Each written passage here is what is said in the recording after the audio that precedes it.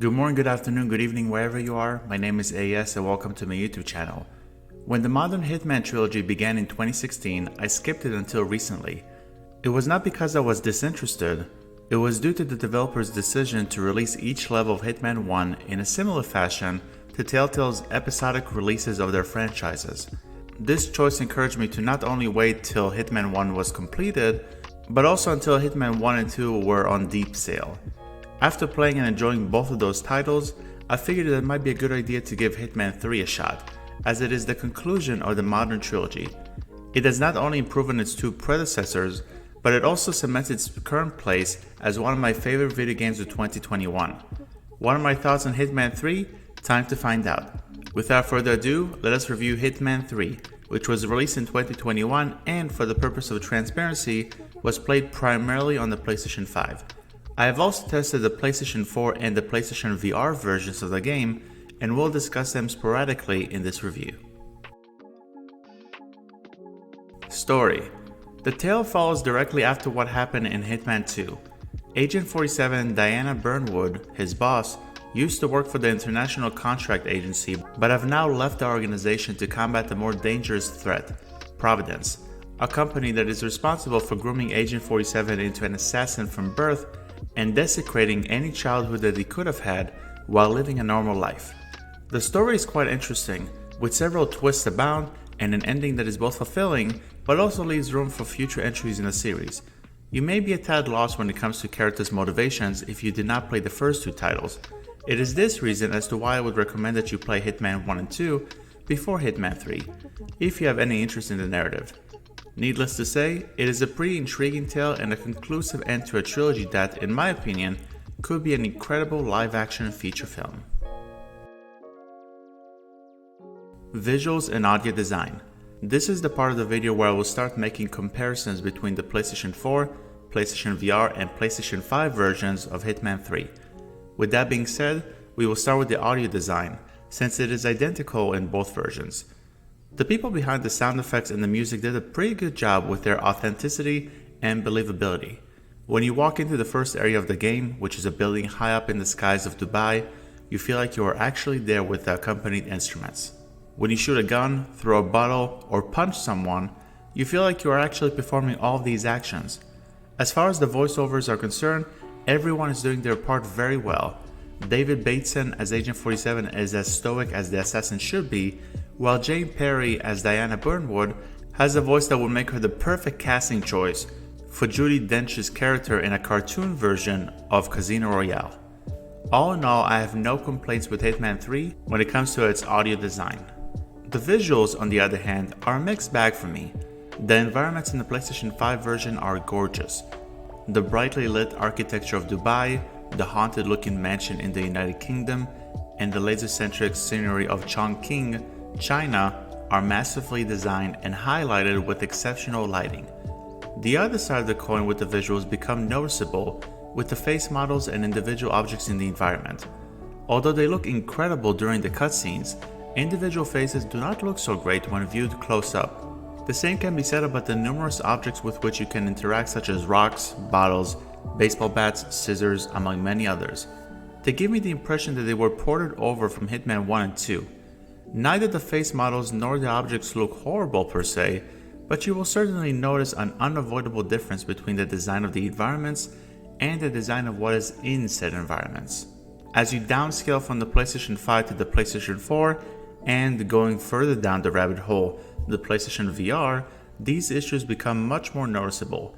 The PlayStation VR version is particularly nasty looking, but I understand that it is due to the hardware limitations of the device.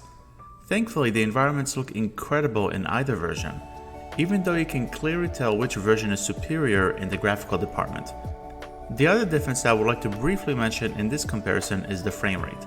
I cannot really judge the exact frame rate of virtual reality games, but I can tell you that it ran pretty smooth on my end. I have the base PlayStation 4 and my version ran at 30 frames per second. The PlayStation 5 version runs at a buttery smooth 60 frames per second. Hitman 3 definitely has moments of true shine, and if the next entry in the series improves in the character designs and individual objects while maintaining the high quality of the environments, It will truly be a next generation experience when it comes to the visuals. Gameplay.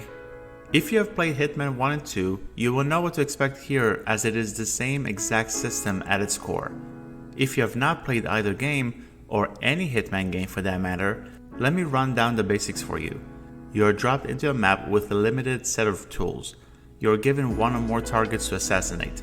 The rest is up to you. This structure is exactly what makes this trilogy so special in my opinion. If you want to knock out every single person on the map and only kill your targets, you can do it. It will be hectic fun, but it would severely hinder the score that you receive at the end of each mission based on time and efficiency of the task's completion. Instead, there are numerous opportunities across the map that will either lead you to a room alone with the target or allow you to cause an accidental death to said target. In the first two Hitman games, these opportunities follow the same pattern that I described. In Hitman 3, it is a little different. While those types of opportunities exist, there are also situations within each map that are not replicated in any other level. When you are in the United Kingdom, you can partake in an investigation similar to the movie Knives Out. Upon success, you will be able to take out your target. When you are in Germany, you are not even given the targets from the onset. You must find the targets by yourself and assassinate them. Each level is surprisingly distinct with its objectives, which makes the main missions in Hitman 3 much more replayable than their counterparts in the first two games. In the gameplay department, there are not many issues where I stand. However, there are three nitpicks that could lead to a larger problem for some players. First, the physics in the game are kind of wonky sometimes, particularly with the ragdoll nature of human characters. It is very amusing to knock someone out and drag him or her to a place where you can hide the body, but this mechanic is done in an arcade-like way. The second point only applies to the PlayStation VR version of Hitman 3. I love the inclusion of said version, but the more you play it, the more you will probably prefer to play the non-VR versions. Certain actions like throwing a knife or punching someone are quite clunky, and I felt very restricted by my actions than those moments when I play without wearing the VR headset. The last predicament can be the most troublesome of the three, DRM. As I mentioned earlier, each mission has a set of challenges that you can complete. They will net you rewards such as new starting points in the map, further assassination opportunities, and additional tools at the beginning of the mission. Unfortunately, those challenges are questionably tied to an online connection. You cannot earn or work towards any of those challenges offline. You must be on the internet to tackle them. If you are in the middle of a mission and your internet goes out, you may as well kiss your challenges goodbye. It is a frustrating mechanic that was present in the first two games. It made sense in the earlier games in the modes with user-generated content, but does not make a lick of sense in Hitman 3's campaign. I have a pretty stable internet connection, but I did have some issues in the beginning, which have been resolved since then for the most part. There is one more piece of information that I would like to address prior to continuing with this review. Online issues aside, Hitman 3 does offer a plethora of content if you are content with trying various methods to complete each objective. The other cool part about Hitman 3 though is the ability to import levels from Hitman 1 and 2, as long as you own those titles. If you are able to successfully import those missions, you will have the entire trilogy in one spot, and the amount of replayability in that situation is absolutely bonkers. If you are a fan of the gameplay in Hitman 3, you may want to follow suit with this procedure to add more bang for the buck. Fun factor. Although I admittedly got lost in a couple of the missions, I had a lot of fun with Hitman 3. Each stage brought something fresh to the table, and working towards fun unlockables made multiple playthroughs very enjoyable. I wish I could complete challenges offline, as any progress would be lost if my internet gets disconnected. Hopefully it is a suggestion for improvement that IO Interactive will abide by, should they make another title in the well-known franchise. Impressions on PlayStation trophies. While completing each challenge of every level is not required to beat Hitman 3, it is certainly required to earn the Platinum Trophy. It is cool, since the type of trophies is the same across the trilogy, but only the series' finale awards a Platinum Trophy. Essentially, you have to beat each level in every way imaginable and earn a certain ranking per level. Nothing is too challenging here, and thanks to YouTube and readable guides, you can search for a walkthrough when it comes to some of the more obscure challenges. The Platinum Trophy is very doable. but it does require a bit of research and small amounts of grinding. When should you pick it up? The answer to this question highly depends on your plan of attack with Hitman 3. If you're going to steamroll through the narrative and be done with it, I would wait for a deep sale of around $20. If you're going to play through the campaign and attempt to knock out some or all of the challenges, picking Hitman 3 up for the full price is a no-brainer. The latter is especially prevalent if you're going to play the PlayStation 4 version and own a PlayStation VR, since the PSVR version is included in the package. The game has enough content to warrant a $60 price tag, but whether or not you want to experience the content in its entirety will be the make it or break it moment when it comes to the timing of your purchase. In the end, Hitman 3 is what the Hitman title should be. It is varied in its execution of the missions, levels, and exactly what you can do to accomplish its task.